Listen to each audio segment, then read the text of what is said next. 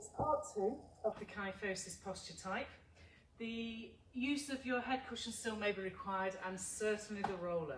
So here we go with part 2. You're going to be using the roller for your squat, but this time we're going to have it in the front of your pelvic area, near the thigh bones. And you're going to put your hands either side of your hips. So it's part 2, kyphosis, increased upper curve, trying to reduce it or stop it going any further into an increased curve. With the hands on the roller forwards now, part 1 we have the hands and the roller in a different position. This should help you feed back again into the shoulders. So if your feet are slightly wider than you'd normally go, pull your shoulder blades towards each other. So rather than being here, already find that openness. As your elbow bends, we've done this in the past, your hips hinge and you come back up. So by pulling against the roller and using your upper back, as you go into your squat, the upper thoracic area that naturally on a kyphotic posture is forwards bent and tight is having to give in and work through the upper back stabilizers as part of its contribution to your life. The pressing down on the roller, find your lats and strats and your armpits, and as you stand up it's as though you're pushing through your heels and pushing into the roller. Inhaling, down you go, exhaling and up you go. Remember the chin draws in towards the throat. As you go down into the squat, you pull your elbows back, cueing the upper back to work and taking the hips into a better flex, a better seated shape. Inhaling as you go down and breathing out, pressing against that roller as you push back up. Remember, kyphosis is only ever tamed by deep, deep breaths that are efficient in recruiting the core muscles. So the deeper you breathe in, the more you disturb the existing condition of the spine, and then with the exhale you can reclaim some of the space. You're about trying to find space and length in that thoracic area. Remember, your thoracic area is kind of high waist to where the neck starts, but we do include in kyphotic postures a realigning of the neck because that has to be part of it. So you should be feeling as we do these squats that you start to get a little bit more mobile in the action of coming into the squat with the shoulders being part of it. Not the cap of the shoulder, but the back of the shoulder. You're going to stay down this time, keep your elbows back, a gentle press of the hands against the roller. Exhaling then, pelvic tilt, all this while keeping the upper back lengthened and neutral. Breathe out, pelvic tilt, make sure your chin hasn't poked forwards, neither has it dropped down like so. You're training the thoracic and the cervical spine to be longer, which means we have to work against gravity and lengthen, strengthen the muscles at the back of the neck into between the shoulder blades. By doing your pelvic tilt, exhale, pelvic tilt, you're finding your sense of where the lower back is. The pelvic mobilizing the lumbar area through pelvic floor, navel to spine. Keep the breathing going. Pelvic tilt and you're back to neutral. Stay in your neutral, press down with your hands against the roller, against the thighs and lengthen up. Down we go again. We're just going to do a few quicker ones where you can use some of the mobility you've created in the body, the big joints, and the breathing working quite nicely, going there and back on an inhale, there and back on an exhale. 2 more. And stay down this time. So now's the chance to roll the rest of the spine. Sit into your sit bones, breathe in. Breathing out, start to nod the chin and then press the roller against the thighs as your arms straighten, and that should take you without your shoulders rounding into forwards flex. Breathe in again and then breathing out, feel the arms, bend your rib cage over the belly button area. The roll will take you with symmetry down to the knee joints. Breathe in and then breathing out, shrink the tongue and pelvic tilt. And watch that roller come all the way back up, pelvic tilt, to make your lumbar spine have the movement moment to stretch it out. And then eventually, for the kyphosis, pull your shoulders up towards you and pull your shoulder blades back And you'd be ready again for more squats, but that's not what we're going to do. Now that we've mobilised and got some blood flow, you're going to put the roller on the floor across the mat. If you use your head cushion, ready? Remember our lining up process, we always look at where our feet are. We want the softened part of the roller now. Ideally you've got these myofascial rollers. The softened part of the roller, which is the lighter grey, needs to go in a part of your spine that feels comfortable. I don't know how else to say that. The spine is very kind of particular to every unique individual. And you'll know the roller's in the right place because the roller is not meant to be invasive, but yes, you know it's there. It should feel relatively happy. I've got my roller definitely under my shoulder blades, not on them. So I can feel the tip of the scapula, the lower end, and I'm a female, it's often the bra area. I've put the cushion between my thighs to help my pelvis and my arms to reach. My first position for you here is to breathe in and out and allow the lower back to feel comfortable. So if your lower back feels tight, you're either too far up the roller or you're too curled up. The settling down in this position matters. So the inhaling and exhaling is already there. The gently drawing against that pad is already happening. I can feel the ribcage placement as I breathe in and out. The crown of the head reaches the ceiling. Inhaling into the roller and exhaling to connect the oblique. So the mid-back all the way through to the sacrum is having a pleasant lengthening moment, not a straining moment. Moving from there then, you're going to let the hands go behind the head. You may want to have your elbows forwards to facilitate a better chest position. Look at the pad, breathe in. Breathing out, feel heavy on the roller behind the shoulder blade area and let the thoracic spine go to where it's happy to go. Without your lower back feeling anything, breathe in. Breathe out, pull against that thigh pad and start to roll the rib cage towards the navel and you're back to a more C shape, which you find relatively easy as a thoracic person. Inhaling. This is the point where your curve was at its most intense, yeah? So breathe and feel the vertebral column allowed to go where it's have to go. Keep your elbows pointing to the ceiling.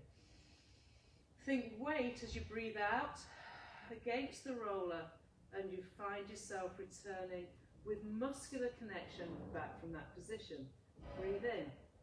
Feel the increased lengthening. So this is your thoracic spine lengthening and getting rid of its curve. It feels really intense, but it's not pain, it's just tightness. Breathe and exhale, ribs, armpits, and find yourself being drawn back. Keep the neck long, stay where we are. We're changing influence now. On your next breath out, pull against that thigh pad and float the hips up, up, up into the air. Stay, breathe in. As you breathe out, staying in the same place on the roller, lower down from the back of the rib cage, so you feel as though your pelvis goes back, you're on the back of the sit bones and the weight goes to where it belongs again. Breathe in. Breathe out, press through the heels, pull through the cushioning, and then float up. And you feel that increased connection with the thoracic spine and the roller. Breathe in, breathe out, and allow the middle to lower back to roll you down. You can do this with your hands here if you want, but not if it's in your neck. So as I lift the weight up, the roller is taking the upper thoracic positioning. My scapula can feel the roller. I breathe in. I use the rib cage breath out. Don't grip your bum cheeks. There's no point. You want it to be more stabilizing rather than global. All right, the next time you go up, you can stay. I'm going to keep my elbows wide so you can see more of what's happening at my chest. I'm happy here. I'm using the thigh pad. I can feel my abdominals working. I have no pain in the lower back. We're now going to massage the against the roller. Notice the thigh bones, make sure they don't kind of create asymmetry, so you want to keep that pelvic connection. It's the heels that pull me forwards with the hamstring connected and the heels that push me back. The abdominal workload is keeping my spine effectively flat, I think, almost, as I pull the roller up and down the upper thoracic area and some of the shoulder blade area. You're doing yourself a myofascial moment. It's a lovely sensation of creating blood flow because the weight of the spine against this firmly roller and the breathing. If there's no breathing, it's like, okay, you may as well be a sports person just giving it a quick hammer. But the breathing is the answer. All right, the next time you find yourself pushing back, stay, breathe out and pull the rib cage down. You may have found that the roller went further and further back. That too is fine. Just going to walk my heels back. We're going back into seeing if it's any easier. Going down there, breathe in. Remember, this has to be upper back, high waist, and pulling back. Do it once more. Ground yourself through your heels. Keep the back of the sit bones connected to the floor. Inhaling and exhaling. Well done. Right, next mobilizer for the kyphosis is here. We want to get you into your side spine. So I'm going to suggest, if you sit up, it will make more sense for your legs. You have something called mermaid in Pilates. Now, I think only really younger bodies do this. I think as you get older, it can become quite invasive on the hip, and certainly people with kyphosis can't sit in this position with any value. But your front leg is bent, that's the bottom leg, and the top leg is bent. It's a tailor stretch, they know it has. Whichever way, we're going to take you out of that intensity in the hip and get the roller, same position as when you were lying sideways, and then pop your hand under your head. The rules of this position are, you're in the equivalent of side lying. So if that leg was straight, you can see I'm side lying, can't you? But I'm bending it because I don't want the sense of rigidity here. We need the spine to roll forwards, breathe in, and we need the spine to allow rotation backwards, breathe in. I'm heavy on the side of the rib cage. The rib cage is effectively curved, so I'm following the curve. Breathe in, I'm heavy on it. If you need to move it slightly, do. By breathing in as I get to one part and then breathing out and floating away, breathing in as I get to this part, breathing out, I'm heavy on the roller. We're allowing the facet joints, the vertebral column and its complexity, to feel more freedom. You're supporting the head. You breathe into wherever you go. It's like an arc. You breathe out and you feel the rib cage rolling down. You're going to go here again. Breathe in. So you're as heavy as you want to be on that roller. It's under the armpit. It's not painful, but it's certainly a feeling that, I don't know, you just kind of know it's doing you some good. As you create that rotation, breathe in and breathing out. So this is opening you out, and your range of movement is whatever your body will allow. You can't force it. We're going to do the other side. So if you keep the reps for about 8 or 10 because it's early days, we're going to spin yourself over. The same action, so you have your underneath leg is the leg that's forwards, your top leg is the leg that's backwards, and never expect the body to on the same with both sides. You want this soft part of the roller. Think armpit, where the bra cuts the ribcage in half. Men, just imagine. It's where men would wear a aerobic belt to tune into their heartbeat. So find that shape there. If I was side lying, that would be me. Never be afraid of fussing with the roller, because actually it's only ever as good as your positional allows it to be. I let my elbow come forwards, have my arm here, breathe in. I'm going to have that leg bent to free my hip, exhaling, breathe in. Breathing out, I watch my hand, and it goes out to wherever my neck and my thoracic spine allows. I breathe in, breathing out. I feel the roller. I'm not trying to fight with the roller. I'm using it as a template for movement. Inhale as deep as I can. Pelvic floor, navel to spine. No bracing, because we're trying to flow the body. The spine wants to behave as a whole spine, not just as that momentary place that we're looking to change. Big breath in. Feel the roller. Your rib cage is rounded, you're flowing round. Big breath in. Exhaling. So you may find that one side is a whole lot happier to do this, so I find this side really freeing. Whichever way, you can never do too much of the movement of the spine in what we call rotation, involving the rotator muscles, which is your internal external obliques. This involves the shoulders, it involves the whole front of the chest area. Okay, and you're going to let this be the last one. And push yourself up. The final move here, which with someone with true kyphosis is really quite intense, is as allowing the back to stay as flat as it can. This is for your shoulder, and letting your chest open here. You've done this before. It's like a child pose on speed. In other words, there's far more going on than resting. You breathe in, put your shoulders away from your neck, exhale, pelvic tilt, then see if you can get some movement back into that straight spine.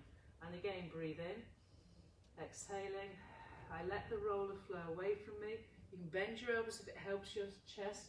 We're allowing the upper chest front to get a little bit more attention now that we've mobilized the spine. And exhaling, use your armpit muscles to bring yourself back up. Staying there then, bring the roller to your knees, tuck your bottom under, and there you have it. Part 2 then, that should leave you again feeling totally different in the upper thoracic. If you wanted to finish off again with your squats just to see what your body gained, it'll become really obvious.